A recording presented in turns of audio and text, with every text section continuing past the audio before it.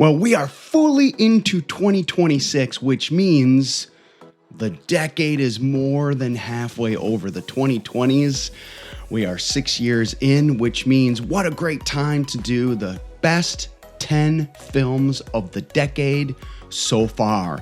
Here's my top 10, including a few honorable mentions.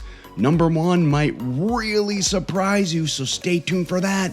Up next at Mark at the Movies.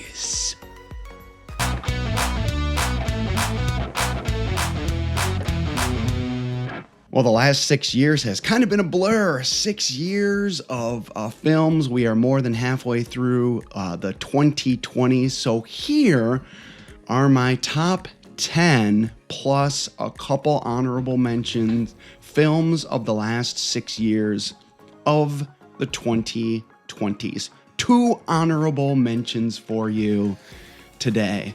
First honorable mention, Hamnet.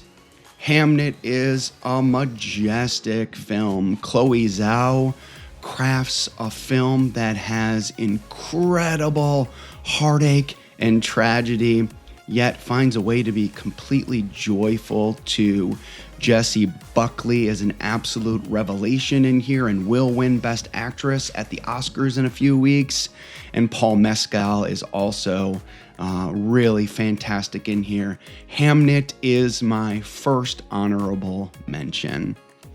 Second honorable mention is Ryan Coogler's Sinners. I know some of you might think this is a little low, but for me, as I've thought about Sinners, it's gone down a little bit. It is a fantastic film, and it still made my top 12 so far of the decade. Michael B. Jordan is unbelievable, playing a dual role in here, and it balances a fantastic looking movie, a narrative about racism, but also it's a fantastic, scary vampire piece as well, Sinners. So here we go, the top 10 films so far of the 2020s. Number 10, Dune 2. Dune 2 is a cinematic experience. Denis Villeneuve does an incredible job of elevating his work from the first Dune and working with Timothée Chalamet and Zendaya and the entire all-star cast. This movie is an absolute epic, and people don't really seem to know what this is about. This is a cautionary tale about power, and Chalamet's character is not a hero. He is the kind of anti-hero or villain, or the cost of what true power is. It's a sweeping narrative. It's a beautiful piece to look at. Dune 2 is a fantastic, epic film. Number 9, Paul Thomas Anderson's One Battle After Another. Sean Penn's performance in this is worth the price of admission alone. You throw in Leonardo DiCaprio and so many other incredible performances in this film, and an exciting narrative about the political climate today and in years past.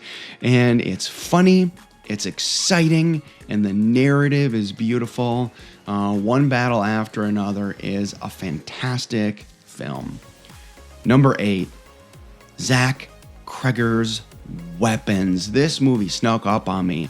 It is an exciting film. It's scary.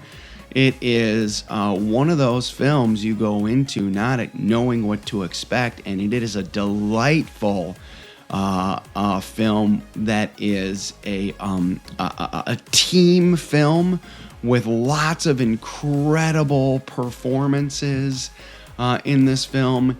It's scary. Amy Madigan steals the show as the incredible villain in the piece. This is one of the scariest and exciting and stressful films of the 2020s. Weapons. Number 7 snuck up on me. Barbie. Barbie is maybe the most fun film of all time. It's got a banging soundtrack. It's got incredible performances in here. Margot Robbie and Ryan Gosling were perfectly cast. They absolutely nail their performances, and it also gives an incredible cautionary tale, or a tale about how women are really treated in today's and all societies in the last several decades. What a great, fun, but serious film as well. I loved the Barbie movie. Number 6, The Brutalist. The Brutalist is one of those Schindler List style majestic films.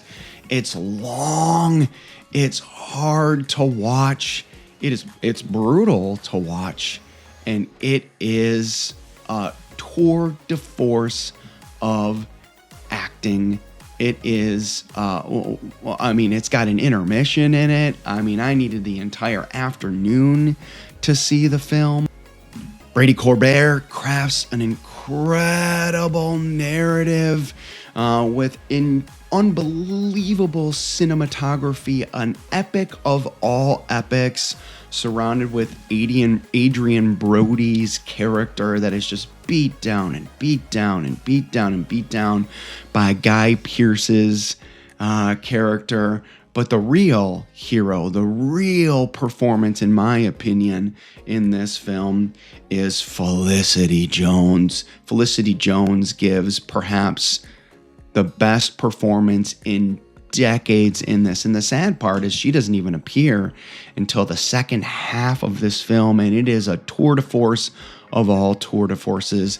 The Brutalist is hard to watch. It is long, and it is an absolute epic masterpiece. The Brutalist.